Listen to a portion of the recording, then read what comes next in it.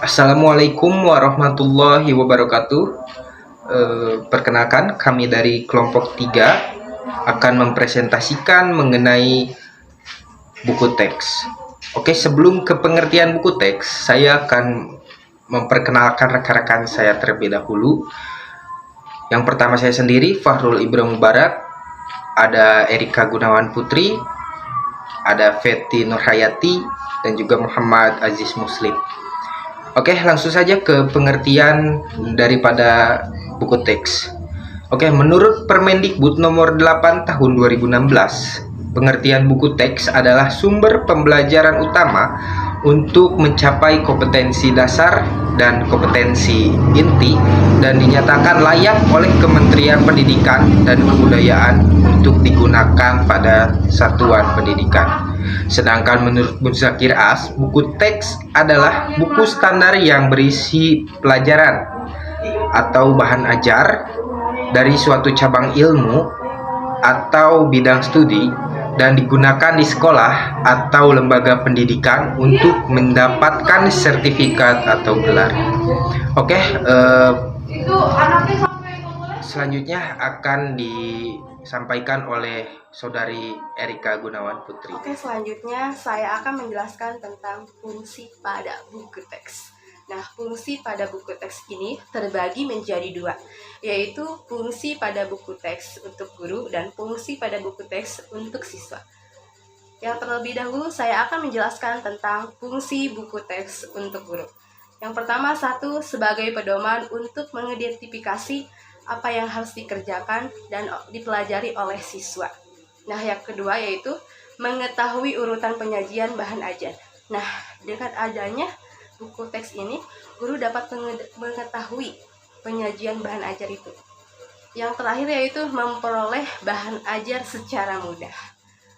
Selanjutnya, saya akan menjelaskan tentang fungsi buku teks untuk siswa.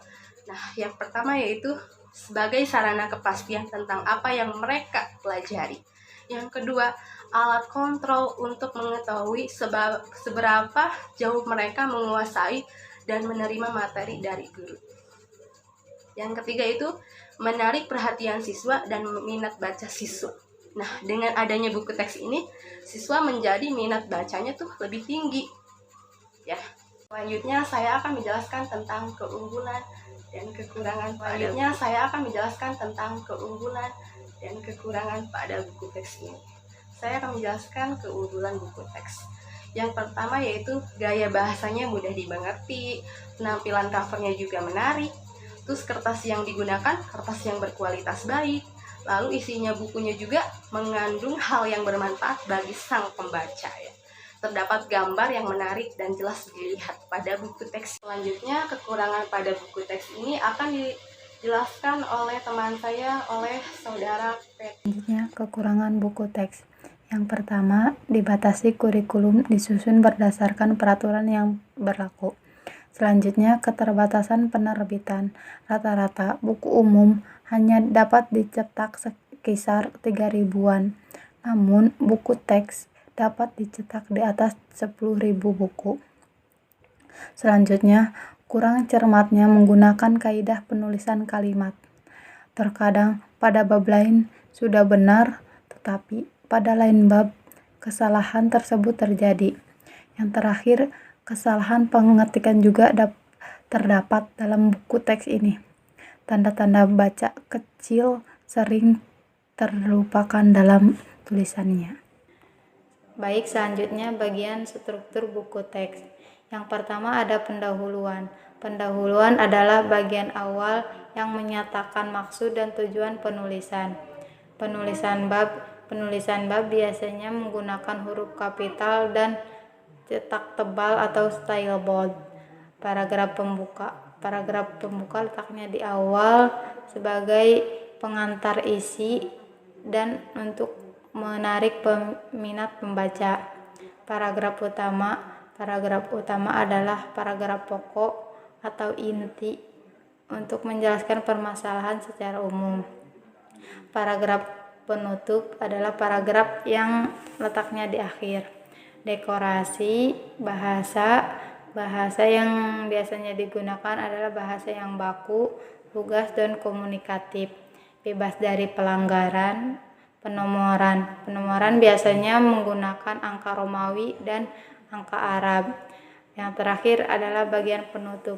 Bagian penutup adalah bagian yang menyatakan simpulan dan saran secara singkat terhadap pembahasan yang telah diuraikan di bagian isi. Ada langkah penyusunan buku teks. Yang pertama, memahami kurikulum dan menganalisisnya. Kajian kurikulum perlu dilakukan untuk menyesuaikan materi isi dengan kompetensi dasar. Yang kedua, menentukan judul yang akan ditulis. Judul buku biasanya disesuaikan dengan mata pelajaran yang akan disusun. Yang ketiga, merancang outline. Rancangan outline tersebut diperlukan agar isi buku mencakup seluruh aspek yang dibutuhkan untuk mencapai suatu kompetensi yang diinginkan. Mengumpulkan berbagai macam referensi yang sesuai.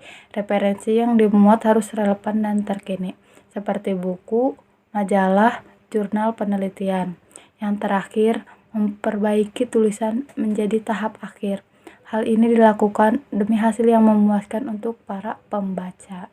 Saya akan melanjutkan presentasi dari kelompok kami, yaitu mengenai jenis-jenis buku teks. Yang pertama ada buku sumber, yaitu buku yang bisa dijadikan rujukan, referensi, dan sumber untuk kajian ilmu tertentu, biasanya berisi suatu kajian ilmu yang lengkap.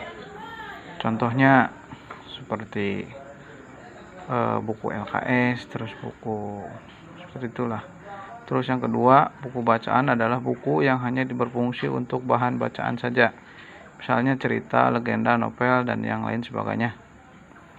Yang ketiga, ada buku pegangan, yaitu buku yang bisa dijadikan pegangan guru atau pegangan dalam melaksanakan proses pengajaran. Yang keempat, buku-buku teks, yaitu buku yang disusun untuk proses pembelajaran dan berisi bahan-bahan atau materi pembelajaran yang akan diajarkan, seperti halnya RPP seperti itu. Terus yang selanjutnya yaitu tentang hasil penelitian atau relevan. Yang pertama, penelitian yang dilakukan oleh Sunday 2014 terkait dengan analisis terhadap 11 buku teks matematika oleh 117 guru matematika yang tersebar di 36 sekolah menengah, memberikan hasil bahwa buku-buku yang digunakan tersebut relevan, layak, dan mampu meningkatkan hasil belajar siswa. Yang kedua, ada penelitian yang dilakukan oleh Novianto dan Mustadi 2015 terhadap pemenuhan muatan matematika integratif aplikasi dan teks matematika kurikulum 2013 dengan tema bermain di lingkunganku, memberikan hasil bahwa terdapat kesalahan penomoran KD dan ketidaksesuaian materi dengan KD yang tercantum muatan skinitif upload terpenuhi, dan pada muatan autentik asesmen belum dilengkapi dengan rubrik penilaian kemampuan skinitif upload terpenuhi, dan pada muatan autentik asesmen belum dilengkapi dengan rubrik penilaian kemampuan siswa baik sikap, pengetahuan, dan keterampilan.